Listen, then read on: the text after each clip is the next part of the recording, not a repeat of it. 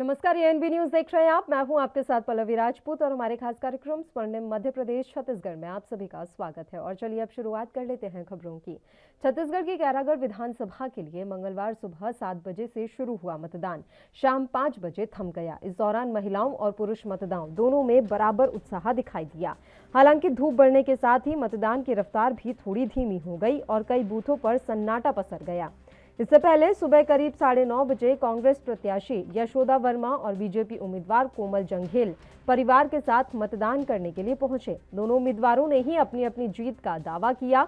वहीं दूसरी तरफ छुई खदान के शासकीय उच्चतर माध्यमिक शाला में बने बूथ पर हंगामा हो गया। यहां बीजेपी प्रत्याशी मतदान केंद्र के अंदर जा रहे थे। इस दौरान सुरक्षा कर्मियों ने उन्हें रोक लिया। आरोप है कि उनका हाथ पकड़ लिया गया। इसके बाद कोमल जंघेल ने नाराजगी जताई और पुलिसकर्मी को वहां से हटाने की मांग को लेकर धरने पर बैठ गए। इसके बाद अफसर वहां पहुंचे और जंघेल से बात की। अफसरों ने बताया कि प्रत्याशी को पहचान नहीं पाने के कारण दिक्कत हुई। इसके बाद कोमल जंघेल ने धरना खत्म किया। उधर कांग्रेस प्रत्याशी यशोदा वर्मा ने ग्राम देवारी भाट के शासकीय प्राथमिक शाला पहुंचकर मतदान किया और अपनी जीत का दावा किया। उन्होंने कहा कि कांग्रेस की जीत तय है, लोगों का विश्वास उन्हें मिलेगा। अगर कांग्रेस जीतती है तो निश्चित तौर पर मुख्यमंत्री भूपेश बघेल खेरागढ़ को एक जिला बनाएंगे। हो रहा है यहाँ पे और मैंने मतदान किया भी, बहुत अच्छा लगा। मन में एक अलग ही उमंग है। मुझे बहुत अच्छा मतदान किया मैंने। भाजपा किस मुद्दे पे? भाजपा की मुद्दा इस प्रदेश सरकार की जो कार्यशैली है, जो वादा कर रहे हैं और वादा करके काम नहीं कर रहे हैं, और खैरागढ़ विधानसभा को पूरे 3.5 साल तक के उपेक्षित करके रखा, 3.5 साल को अनदेखा करके रखा। मुख्यमंत्री जी को याद भी नहीं रहा कि कोई खैरागढ़ विधानसभा है। उसको तब याद आया जब उपचुनाव की शुरुआत हुआ, और जैसे ही उपचुनाव शुरू हुआ उसके बाद खैरागढ़ के लिए अनेक प्रकार की बात करना शुरू कर दिया और चुनाव में तो खुद घूमने लग गए। खैरागढ़ के मतदाताओं को क्या अपील करना चाहिए? मैं खैरागढ़ के हमारे सम्मानीय मतदाता बंधुओं को मैं अपील करना चाहता हूं कि मुझे सब आशीर्वाद दें और निश्चित तौर से मैं इस चुनाव में विजयी होने के बाद इस क्षेत्र के विकास करूंगा, सुख दुख में खड़ा रहूंगा, सबके साथ चलूंगा। कोई अगर विषय आता है उसके लिए संघर्ष करके सरकार से संघर्ष करने में पीछे नहीं रहूंगा। छत्तीसगढ़ के मुख्यमंत्री भूपेश बघेल ने कहा है कि खैरागढ़ विधानसभा उपचुनाव में कांग्रेस अच्छे मार्जिन से जीतेगी। प्रदेश सरकार के काम और जिले की घोषणा के बाद मतदाताओं में भारी उत्साह है। भीषण गर्मी में भी लोग वोट देने के लिए केंद्रों पर पहुंचे। दोपहर तक 40% मतदान हुआ और शाम तक 80% मतदान होने की संभावना रही। उपचुनाव में जीत निश्चित है। उन्होंने कहा कि 2023 में भी हमारी सरकार बनेगी।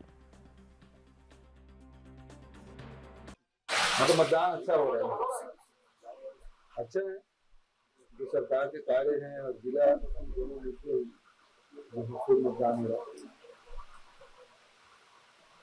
अच्छी वोट से जीतेंगे, भारी बहुमत से जीतेंगे। अब ये है माँ लगाना, मतलब फिर भी ये है कि मतलब कंफर्टेबल मार्जिन जिसे बोलते हैं हम लोग। छत्तीसगढ़ में खैरागढ़ विधानसभा उपचुनाव को लेकर क्षेत्र के सभी मतदान केंद्रों में मंगलवार को वोटिंग हुई। वहीं पूर्व सीएम डॉक्टर रमन सिंह ने खैरागढ़ उपचुनाव को लेकर राज्य सरकार पर तंज कसा और निशाना साधा। उन्होंने कहा कि मुख्यमंत्री पार्षद चुनाव में भी जिला बनाने की बात करते हैं। बीजेपी अच्छे वोटों से खैरागढ़ उपचुनाव जीतेगी। खैरागढ़ उपचुनाव को लेकर खैरागढ़ वासियों में काफी उत्साह दिखा है। उन्होंने कहा कि बीजेपी के पक्ष में मतदान हुआ है, कांग्रेसी अपने पक्ष में मतदान के लिए गुंडागर्दी कर रहे हैं। तो पूरा खैरागढ़ में जिस प्रकार एक उत्साह का वातावरण है, रुझान दिख रहा है, और भारतीय जनता पार्टी कार्यकर्ताओं से जो फोन में बात हो रही है, तो उम्मीद है कि भारतीय जनता पार्टी के पक्ष में काफ़ी अच्छा मतदान होगा और हम खैरागढ़ उपचुनाव अच्छे से जीतेंगे। अरे बहुत गुंडागर्दी चल रहा है, ट्रकों में कपड़ा साड़ी रात भर पकड़ते रहे, दारू पकड़ते रहे, और हमारे विधायक को रोकने का षड्यंत्र हो रहा है।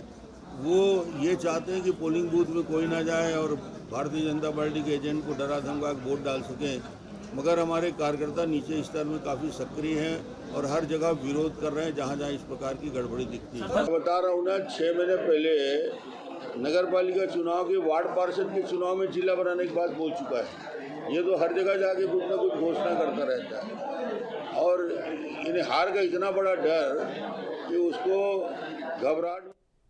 केंद्रीय विमानन मंत्री ज्योतिरादित्य सिंधिया छत्तीसगढ़ दौरे पर आ रहे हैं। सिंधिया 18 अप्रैल को शाम 7 बजे दिल्ली एयरपोर्ट से उड़ान भरेंगे और रात 8:45 पर वो स्वामी विवेकानंद एयरपोर्ट रायपुर पहुंचेंगे। वे रात 9 बजे रायपुर एयरपोर्ट से सड़क मार्ग से राजनांदगांव के लिए रवाना होंगे और रात 10:30 बजे राजनांदगांव पहुंचेंगे। इसके बाद केंद्रीय मंत्री सिंधिया रात्रि विश्राम राजनांदगांव में ही करेंगे। 19 अप्रैल को सुबह 9 से 11 बजे तक स्थानीय प्रशासन के साथ बैठक करेंगे। फिर सुबह 11 बजे से क्षेत्र का दौरा करेंगे और विभिन्न कार्यक्रमों में शामिल होंगे। वे शाम 6 बजे राजनांदगांव से सड़क मार्ग से रायपुर के लिए रवाना होंगे और शाम 7:30 बजे रायपुर एयरपोर्ट पर पहुंचेंगे। रात 8:20 पर वो रायपुर एयरपोर्ट से दिल्ली के लिए उड़ान भरेंगे और रात 10 बजे दिल्ली एयरपोर्ट पर पहुंचेंगे।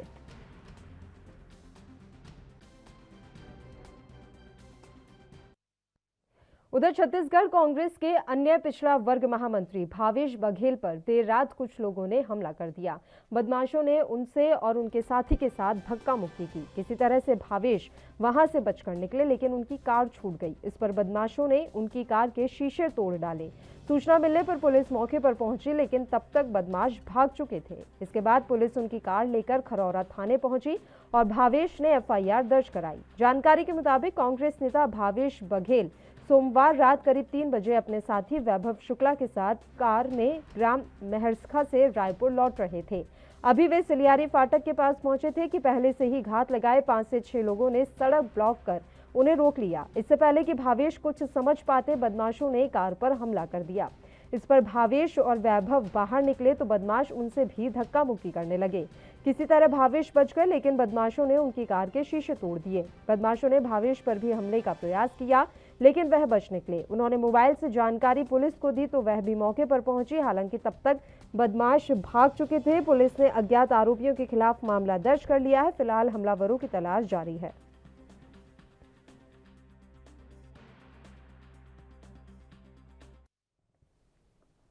मध्य प्रदेश कैबिनेट की बैठक में लिए गए फैसलों को लेकर गृह मंत्री डॉक्टर नरोत्तम मिश्रा ने जानकारी दी। उन्होंने बताया कि किसान अन्नदाता के साथ साथ अर्थव्यवस्था का आधार भी है।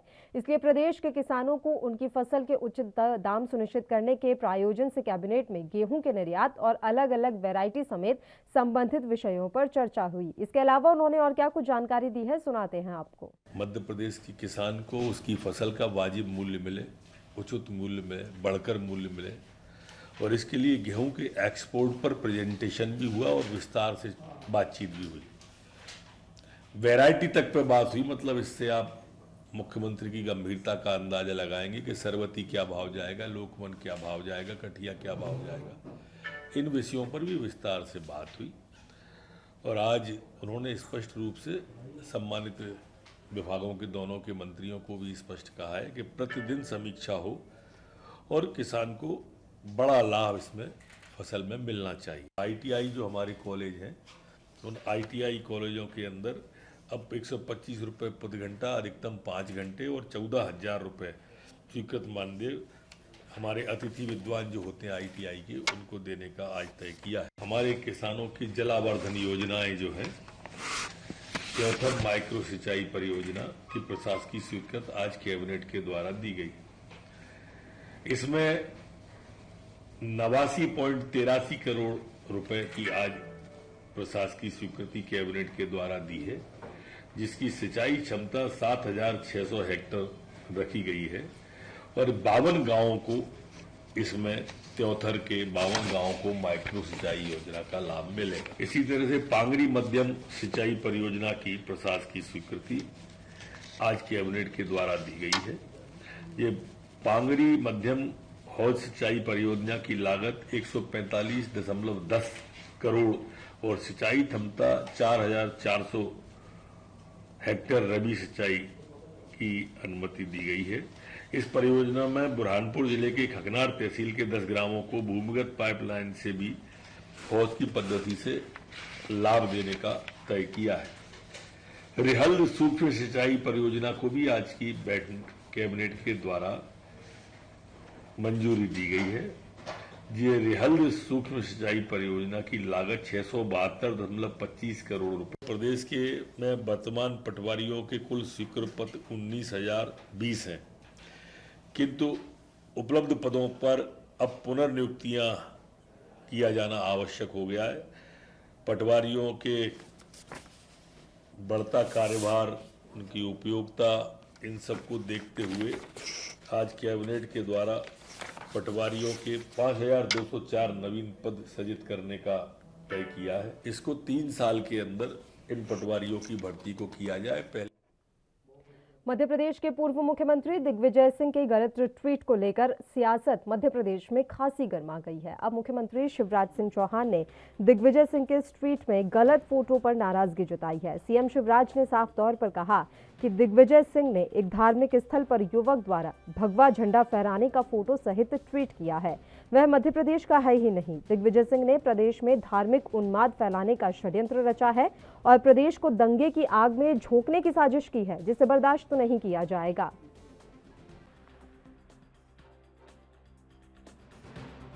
दंगाइयों के खिलाफ कड़ी कार्रवाई जारी है। आज सवेरे मध्य प्रदेश के पूर्व मुख्यमंत्री श्री दिग्विजय सिंह ने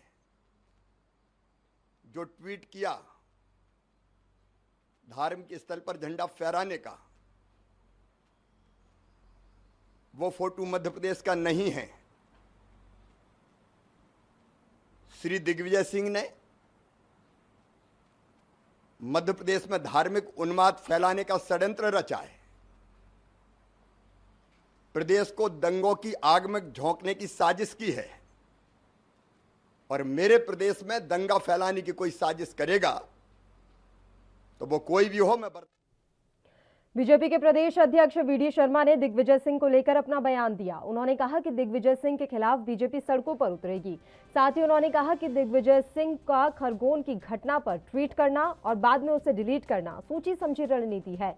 देश और प्रदेश के माहौल को कैसे खराब करना है, ये अच्छी तरीके से दिग्विजय सिंह जानते हैं और इस माहौल को खराब करने का प्रयास अत्यंत दुर्भाग्यपूर्ण है। बीजेपी अध्यक्ष ने आगे कहा कि अंतर्राष्ट्रीय षड्यंत्र के तहत दिग्विजय सिंह काम कर रहे थे, इसलिए मैं देश की एजेंसियों से मांग करता हूं कि इस मामले की जांच होनी चाहिए। इस प्रकार की आतंकी घटनाएं, ये कोई सामान्य घटना है? एक साथ इतनी जगह पर आगजनी होना, एक साथ आक्रमण करना, ये योजनाबद्ध तरीके से कोई षड्यंत्र है। वो षड्यंत्र को भी सरकार अपना काम कर रही है, उसके पीछे भी जाएगी। लेकिन दिग्विजय सिंह किस प्रकार के अंतर्राष्ट्रीय साजिशों के तहत भारत के मध्य प्रदेश के वातावरण को बिगाड़ने का प्रयास कर रहे हैं, इसका भी गंभीरता से इंटेलिजेंस को इस पर काम। इसके अंदर कांग्रेस ने दिग्विजय सिंह को इंचार्ज इसलिए बनाया कि धार्मिक आधार पर कैसे देश को बांटा जाए, प्रदेश को बांटा जाए। लेकिन मध्य प्रदेश सजगता के साथ एक एक नागरिक मध्य प्रदेश का इन प्रकार के झूठ छल कपट की राजनीति करने वाली कांग्रेस को जानता है। इस प्रकार के जो लोग कमेटी में आए हैं उनके चरित्र भी आप देख लो, वो कौन लोग हैं। तो ये कोई जाकर के जांच नहीं करेंगे। ये तो धार्मिक उन्माद कैसे फैलाया जाए, कैसे हम वहां पर अपनी उपस्थिति दर्ज कराएं, इस मात्र के लिए ये कमेटियां बनती हैं। लेकिन मध्य प्रदेश बेहतर तरीके से इनको पहचानता है, जानता है। सरकार अपना काम गंभीरता से करेगी। कानून जिनने हाथ में लिया है, अब वो कानून के हाथ का अर्थ है कि कोई भी अपराधी इस प्रकार की चीजें प्रदेश के अंदर करेगा तो ऐसे लोग नहीं बचेंगे। ये मध्य प्रदेश शांति का टापू है, वहां पर इस प्रकार की चीजें नहीं चल सकती। जो इस प्रकार के काम करेगा तो बुलडोजर नहीं, सब कुछ चलेगा। जेल के अंदर भी हवा खानी पड़ेगी और केवल हवा नहीं खाएंगे। ऐसे लोगों को नेस्तनाबूत मध्य प्रदेश के अंदर कर देंगे जो इस प्रकार की घटना पर आंख उठाने का प्रयास करते हैं, जो कानून हाथ में लेकर के किसी भी ऐसे लोग जो सामान्य लोग हैं किन्हीं के भी घर जला देंगे। ये अपराध मध्य प्रदेश के अंदर जो गुंडिज्म करने का प्रयास किया है, चाहे खरगोन हो चाहे प्रदेश का कोई भी हिस्सा हो, ऐसे लोग मध्य प्रदेश के अंदर नहीं बचेंगे। इनके खिलाफ कड़ी कार्रवाई तो होगी ही, और दिग्विजय सिंह जैसे लोग जो प्रवोक कर रहे हैं इनके खिलाफ भी कड़ी कार्रवाई सरकार करे। मैं आज इस बात की मांग करता हूं। हमेशा जो माननीय प्रधानमंत्री जी ने कहा कि कांग्रेस के जीन्स में ही फूट डालो, राज करो, ये अंग्रेजों के जीन्स इनके खून में आज भी है। कैसे विभेद पैदा करना जिसके आधार पर समाज बटे और हम सत्ता में आते रहें, लेकिन समाज सजग है। माननीय प्रधानमंत्री। बुलेटिन में खबरों का सिलसिला लगातार जारी रहेगा। यहां रुकते हैं एक छोटे से ब्रेक के लिए, आप बने रहिए हमारे साथ।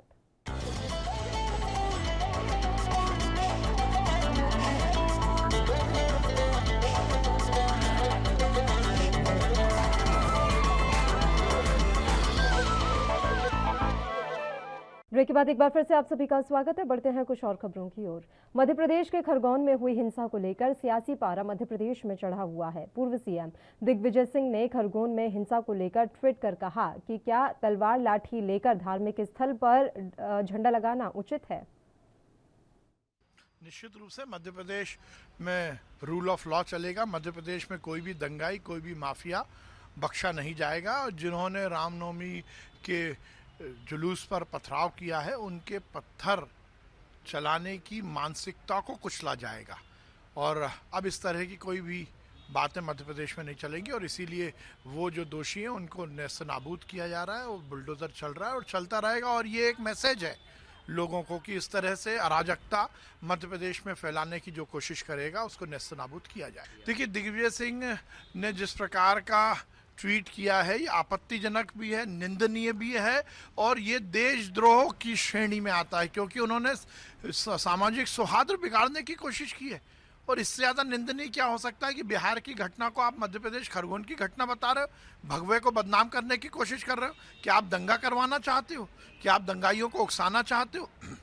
इससे पहले मेरे क्षेत्र के एक आरोपी को उन्होंने पाकिस्तान की फोटो लगाकर प्रचलित करने की कोशिश की थी। तो दिग्विजय सिंह किस स्थिति में, क्या उन्होंने सुपारी ले रखी है अराजकता फैलाने की? तुष्टीकरण की राजनीति में इतने वो समा गए हैं कि हिंदू देवी देवता, हिंदू मतावलंबियों और भगवा के खिलाफ उनके मन और मस्तिष्क में 24 घंटे विचार आते हैं। ये दंडनीय अपराध है, उनके खिलाफ कार्रवाई होनी ही चाहिए, कानूनी कार्रवाई भी होनी चाहिए। और मैंने अभी ट्वीट किया है और उसको ट्विटर को भी ये मैं दरखास्त दे रहा हूं कि उनके ट्विटर अकाउंट को। खरगोन पत्थरबाजी को लेकर मध्य प्रदेश के पूर्व मुख्यमंत्री दिग्विजय सिंह ने ट्वीट कर शिवराज सरकार पर निशाना साधा। दरअसल पत्थरबाजी की घटना को लेकर दिग्विजय सिंह ने कहा और फोटो एमपी के खरगोन का बताकर ट्वीट किया और ये भी लिखा कि क्या तलवार लाठी लेकर धार्मिक स्थल पर झंडा लगाना उचित है। क्या खरगोन प्रशासन ने हथियारों को लेकर जुलूस निकालने की इजाजत दी थी। बीजेपी विधायक रामेश्वर शर्मा ने इस पूरे मामले पर पलटवार करते हुए कहा कि यही तो मामा के बुलडोजर की ताकत है, चला खरगोन के जिहादियों पर और दर्द सीधे आपके दिल तक पहुंच गया, आप रात भर ना सो पाए होंगे।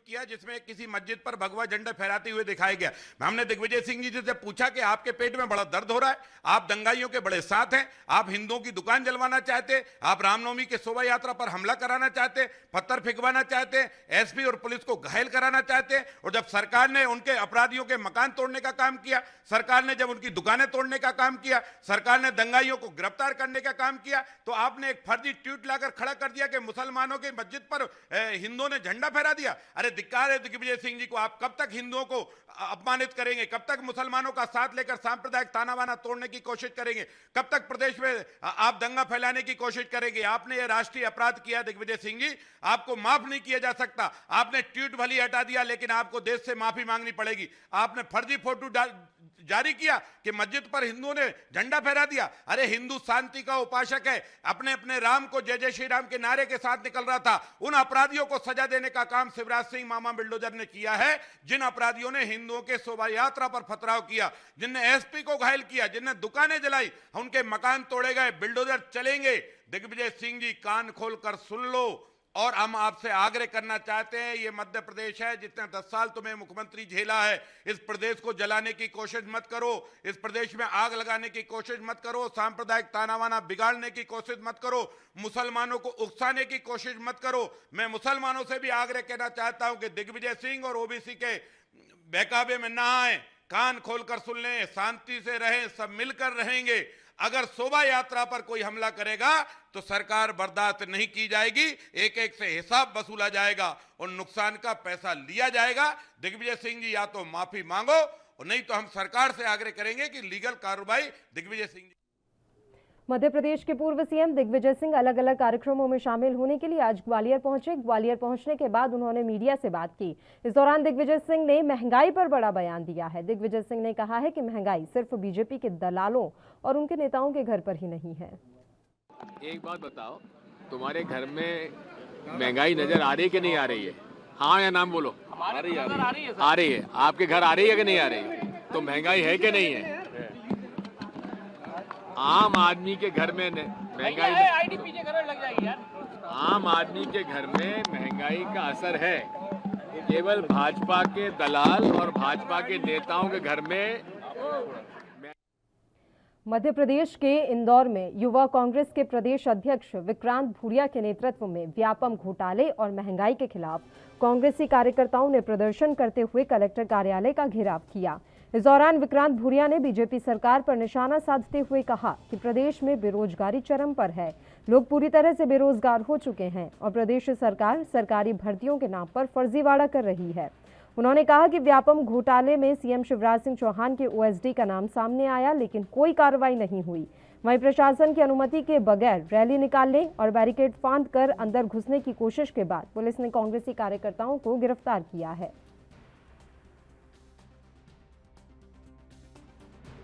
का आगाज हो रहा है। आज पूरे मध्य प्रदेश में हर विधानसभा में आज हल्ला बोल का यूथ कांग्रेस कार्यक्रम कर रही है। ये जो बेरोजगारी है, जो व्यापम घोटाला है, उसके खिलाफ में जनता को और इस सरकार को जगाने का प्रयास करेंगे ताकि जनता भी इससे जुड़े। आज युवा जबरदस्त परेशान है। आज शिक्षक वर्ग 3 में जबरदस्त फर्जीवाड़ा हुआ। मुख्यमंत्री के ओएसडी का नाम आता है, कोई कार्रवाई नहीं होती। उनके खुद मंत्री गोविंद राजपूत का नाम आता है, कोई कार्रवाई नहीं होती है। आप पुलिस कांस्टेबल भर्ती में सुबह किसी का नाम आता है, शाम को हटा दिया जाता है। कृषि विस्तारक में खुद वीडी शर्मा के लोगों को जो जोड़ने का नाम उनका इस भूमिका में नाम आता है, उनके खिलाफ कार्रवाई नहीं होती है। तो आज युवा जबरदस्त परेशान है। जो कोरोना के समय कोरोना वॉरियर्स को बाहर करा गया था, शिक्षकों को बाहर करा गया था, आज बैकलॉग की 1.5 लाख पद खाली पड़े हुए हैं। स्कॉलरशिप स्टूडेंट्स को नहीं मिल रही है। इन सब मुद्दों को लेकर आज देश के अंदर लगातार बेरोजगारी की अगर हम बात करें तो युवा परीक्षा जरूर दे रहे हैं, परंतु उनको नौकरी नहीं मिल रही है। महंगाई की अगर हम बात करें तो हर चीज का पिछले 1 साल में दुगना भाव बढ़ चुका है। महंगाई को लेकर हम ये घेराव कर रहे हैं। हम अगर बात करें कि कोरोना जैसे महाकाल में जिस तरह से आम आदमी की जेब पूरी खाली हो चुकी है और सरकार लगातार फिर भी लोगों की जेबों को काटने का काम कर रही है, उसके विरोध में हम लोग ये घेराव आया कि अभी जो भी यहाँ पे थे 60-70 तकरीबन हो सकते हैं। विस्तृत सूची उनकी CIL पर बन रही है और प्रतिबंधक धाराओं में उन पर हम कार्रवाई करेंगे। 107-16 की कार्रवाई करेंगे। किस लिए आए? इनके द्वारा एक मुद्दा उठाए गए थे और उन मुद्दों के ऊपर से इन लोगों के यहाँ कलेक्टर घेराव का इनका प्लान था। अनुमति नहीं दी गई थी, बैरिकेडिंग लगाकर पूर्ण व्यवस्था लगाई गई। इसके बावजूद भी ये लोग बैरिकेड पर चढ़ने का प्रयास कर रहे थे, उसको हमने उधर छत्तीसगढ़ के बस्तर में पुलिस और नक्सलियों के बीच हुई मुठभेड़ पर एक बार फिर से सवाल उठा है। 1 महीने पहले बैलाडीला की पहाड़ी के पीछे बीजापुर जिले के गांव में हुई मुठभेड़ को ग्रामीणों ने फर्जी बताया है। आरोप है कि जवानों ने पहले नदी किनारे पार्टी की, फिर अलग अलग जगह खड़े होकर गांव में कुल 5 रॉकेट लॉन्चर दागे, जिनमें 3 रॉकेट लॉन्चर मौके पर ही फट गए हैं और 2 जिंदा हैं। गांव वालों ने दोनों को सबूत के तौर पर अपने पास रखा है। इधर बस्तर के आईजी सुंदरराज पी ने ग्रामीणों के इन आरोपों को गलत बताया है। उन्होंने कहा कि इसके पीछे नक्सलियों की साजिश हो सकती है।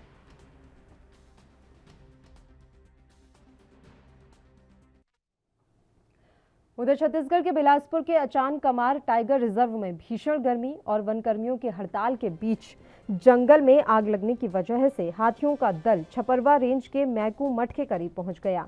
इसके चलते आसपास के लोगों को हाथियों से खतरे की आशंका है। बताया जा रहा है कि हाथियों के दल ने यहां पिछले 5 दिनों से डेरा डाला हुआ है। इन्हीं हाथियों के दल से 2 दंतैल हाथी अलग होकर मरवाही डिवीजन में घूम रहे हैं, जिन्होंने कुछ दिन पहले महुआ बीनने गई बच्ची को कुचल दिया था और एक महिला पर भी हमला कर दिया था। बता दें कि वनकर्मियों की हड़ताल का खासा असर जंगल में देखने को मिल रहा है। जंगल में आगजनी की घटनाएं बढ़ गई हैं और वन्य प्राणियों पर भी हड़ताल का असर नजर आ रहा है। वन्य प्राणियों का मूवमेंट भी तेजी से बदल रहा है। करीब 1 महीने से सुरही रेंज के बांस के जंगल में घूम रहे 18 हाथियों का दल यहां आग लगने के बाद अपनी जगह बदलकर अचान कमार के दूसरे रेंज में पहुंच गया है।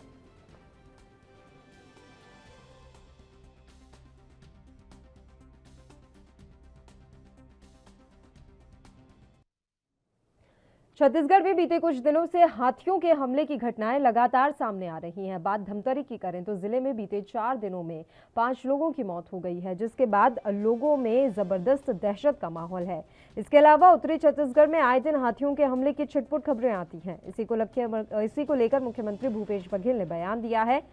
उन्होंने अपील करते हुए कहा कि किसी भी हालत में जहां से हाथियों का दल निकल रहा है वहां ना जाएं। लोगों की इस लापरवाही के चलते घटनाएं हो रही हैं। बता दें कि धमतरी जिले में बीते कुछ दिनों से उड़ीसा से आए हाथियों के दल ने उत्पात मचाया है। 5 लोगों को कुचलकर मार डाला। वन विभाग के कर्मचारी हाथियों पर काबू करने में जुटे हुए हैं।